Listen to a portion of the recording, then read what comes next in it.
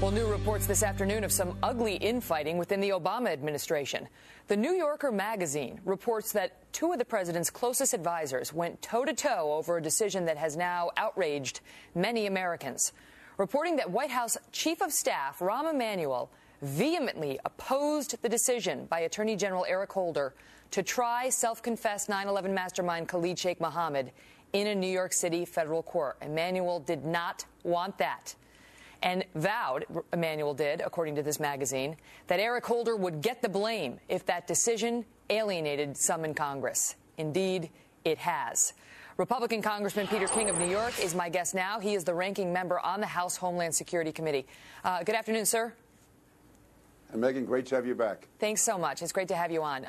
This is interesting because they don't normally show this sort of political divide, but Rahm Emanuel, whether you love him or you don't love him, foresaw the storm that would accompany this decision. Congressman, it looks like the Obama administration, outside of Rahm Emanuel, did not, because they decided to proceed with this, and we all know what the consequences have been. Where does the thing stand now? Does Khalid Sheikh Mohammed get tried in New York, or doesn't he? Megyn, I don't know for certain. The reason I'm saying that is the White House last week had anonymous sources in the White House saying they've directed the Justice Department to take the trial out of Manhattan, out of lower Manhattan. But you're hearing virtually nothing from the Justice Department. And this is ironic because when this was first announced back in November, the White House said that it had nothing to do with it, that it was entirely a Justice Department matter. So now you have the White House putting pressure on, which I assume is Rahm Emanuel. I mean, this story in the New Yorker, I've read it. It confirms a lot of what we've heard on Capitol Hill over the last few weeks. But I think you have Eric Holder, who's an ideologue, who I think has done a terrible job as Attorney General when it comes to the entire issue of terrorism. We can go back over any series of decisions he's made, and he has his own ideology. He's fixated on it, and he has no political antenna. So I think he's wrong legally. I think he's wrong policy-wise. But he's also very much out of touch with the American people. And one thing about Rahm Emanuel, and even though I don't agree too often with Rahm, I admire his political skills. He apparently was able to see early on how this would be so unpopular and cause such a backlash from the American people. And he's supposed to have the president's back, essentially. He's the chief of staff. He's supposed to make sure the president doesn't get embarrassed, among other things, and fought against this, foreseeing that it would upset many, including, in particular, according to the New Yorker, Lindsey Graham, whose support the White House needs and wants to close Gitmo and take care of the detainees and get them, settled outside of Guantanamo Bay.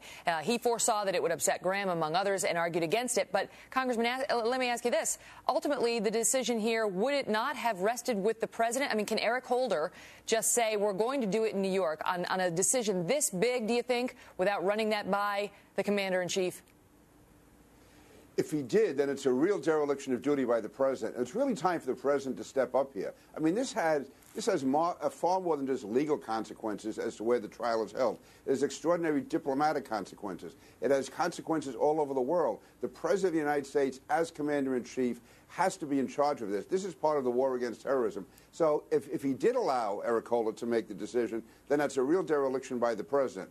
If he didn't, then obviously the president is responsible and he has to step in. I just feel that, again, Eric Holder is so liberal, whether it's carrying on criminal investigations of the CIA interrogators or insisting this trial be in lower Manhattan, that I think the president is giving him far too much of a free hand. But this is the president's decision, and he's got to make it. And it's not enough for Rahm Emanuel to say it was the wrong thing to do. It shouldn't have been made in the first place. And now if they want to change it, the president has to do it. He can't let Eric Holder be determining our anti-terror policy, especially when he's so misguided. I have to ask you, sir, because whenever we have somebody on the other side come on, they say there is nothing wrong with our criminal justice system. We have the best one in the world, and we can handle Khalid Sheikh Mohammed and his compadres in our American justice system. This is much ado about nothing.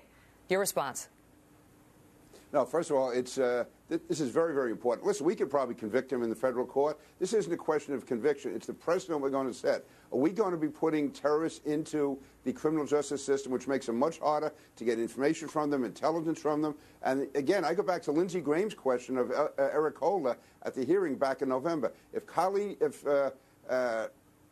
Osama bin Laden is captured tomorrow on the battlefield, is he going to be read his Miranda rights? Or are we going to try and get every bit of intelligence out of him that we can? And the fact is that this is wartime. These people should be treated as enemy combatants. It's much more effective for us. We have much more control over the evidence. We don't have to give Miranda warnings up front. There's different hearsay exceptions Understood. in a military tribunal Right, than you have in a civilian court. Plus, we don't need them in civilian areas. We have Guantanamo. All right, Congressman Peter King, always a pleasure seeing you. Thanks so much for coming on. Thank you, Megyn. Well, just ahead, what if I told you that there